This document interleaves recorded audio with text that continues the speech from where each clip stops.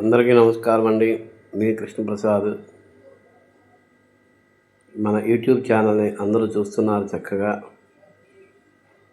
Like చేస్తున్నారు, subscribe చేస్తున్నారు. ఇంకా మీ ముందుకి కొత్త కొత్త విషయాలు తీసుకురావాల్సి ఉంది, తీసుకొస్తాను. ముఖ్యమైన విషయం ఒకటి తెలియజేస్తున్నాను.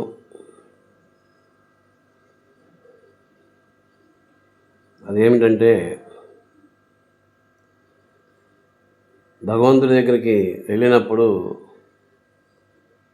మన యొక్క కోరికలు ఏవైతే ఉన్నాయో అవన్నిటినీ కూడా గడప బయటే వదిలిపెట్టి దేవాలయంలోకి వెళ్ళాలండి. మనం భగవంతుడి దగ్గరికి వెళ్తున్నాం కాబట్టి మన మనసులో ఏమున్నదో, మనం ఎందుకు వచ్చామో ఆయనకు తెలుసు కాబట్టి ఆయనకి మన కోరికలు చెప్పుకోక్కర్లేదు.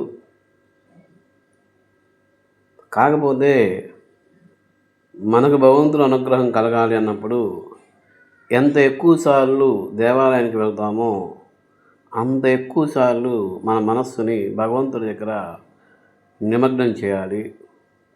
మనస్సు ఎటు వెళ్ళకూడదు. ఆ సమయంలో మనకు భగవంతుడి స్మరించాలి. అందువల్ల దేవాలయానికి వచ్చేటప్పుడు కొద్దిగా సమయాన్ని కేటాయించుకొని రావాల్సి ఉంటుంది.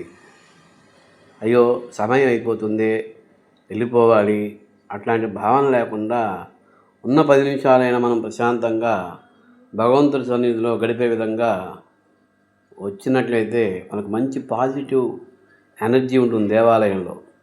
ఎందుకంటే నిరంతరం మంత్ర ఉచ్చారణ జరుగుతూ ఉంటుంది కాబట్టి ఆ చుట్టూతో ఆ వైబ్రేషన్ ఉంటుంది, మనకు తెలియదు. అది